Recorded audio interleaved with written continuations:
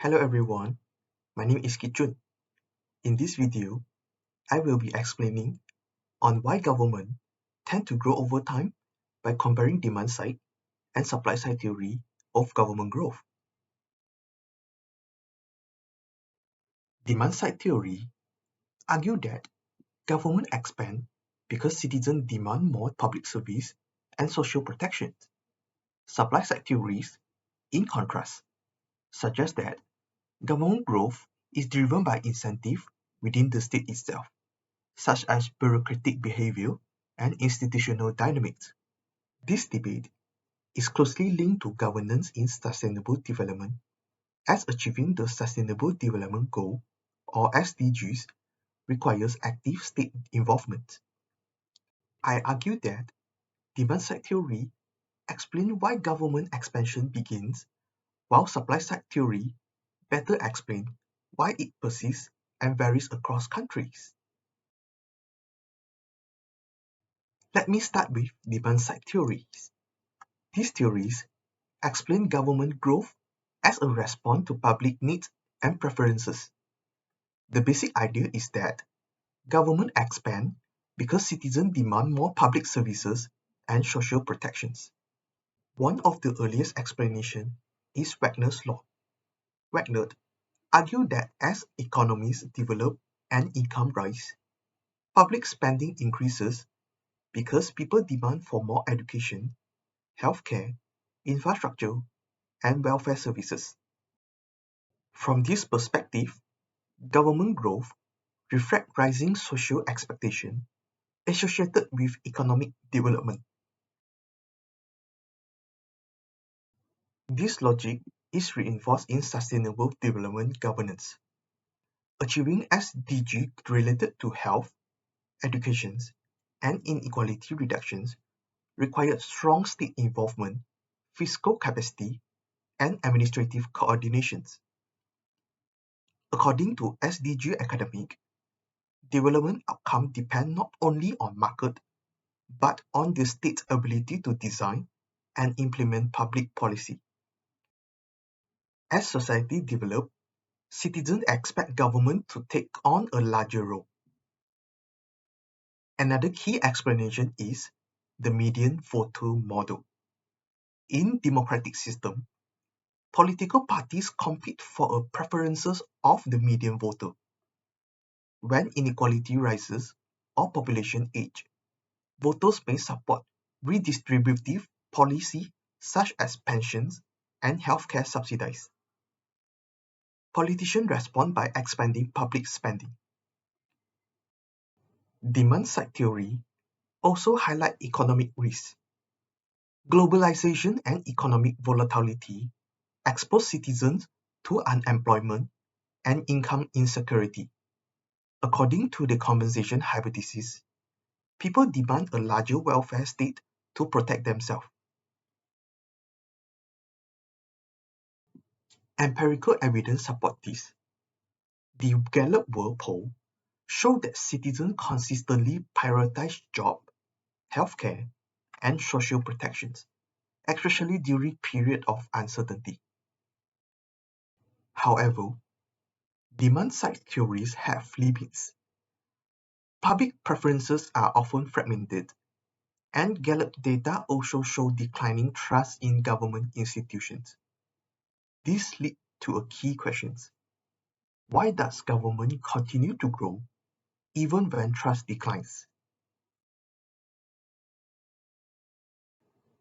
This brings me to supply-side theories. Supply-side theories focus on the internal dynamic of the state. They argue that government growth is driven by incentive within political and bureaucratic institutions. A central explanation is Niskanen's budget maximizing model. Bureaucrats seek to maximize their agent budget, staff, and influence to enhance organization power and career security. Because bureaucrats usually have more information than politicians, they can justify budget increases while hiding inefficiency. Over time, This creates a strong bias towards expansion and resistance to retrenchment. Closely related is bureaucratic inertia. Once public programs are established, they develop routines, legal protections, and organize beneficiaries who benefit from their continuations.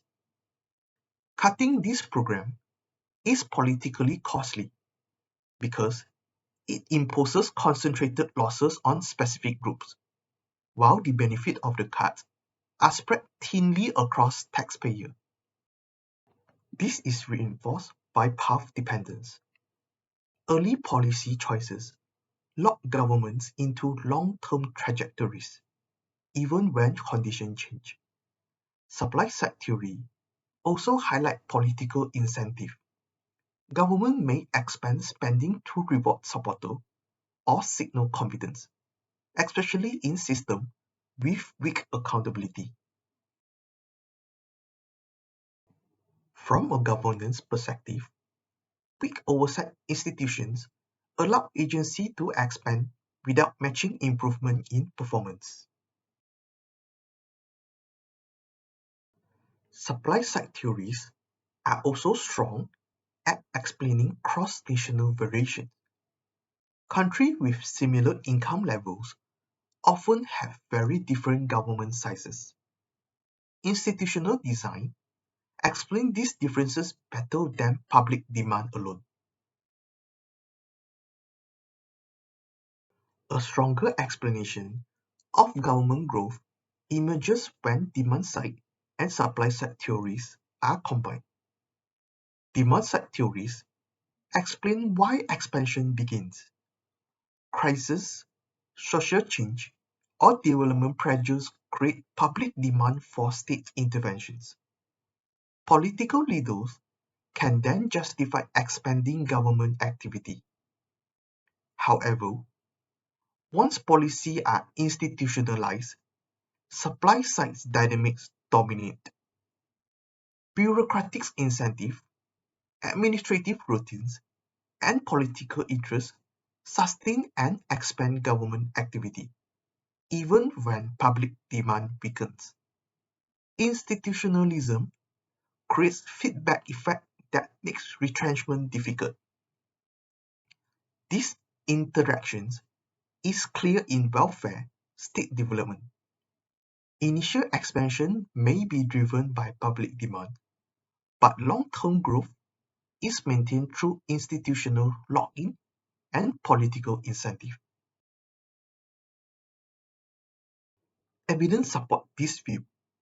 Gallup governance indicators show that countries with strong accountability institutions maintain high public trust, even with larger governments, while weak governance is associated with declining trust.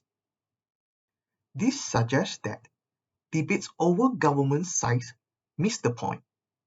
The key issue is how institutional incentive and accountability structure shape government's growth after expansion is authorized. To conclude, demand-side theories explain how public preferences and social change contribute to government expansions. However, they cannot fully explain why growth persists and varies across countries. Supply-side theories provide a stronger explanation by focusing on bureaucratic incentive, institutional inertia, and political strategy within the state. Government growth is best understood as the interaction between public demand and internal state dynamics, with supply-side forces playing a dominant role once expansion begins. Understanding these interactions is essential for analyzing governance capacity and evaluating how states pursue sustainable development while maintaining accountability. Thank you for watching.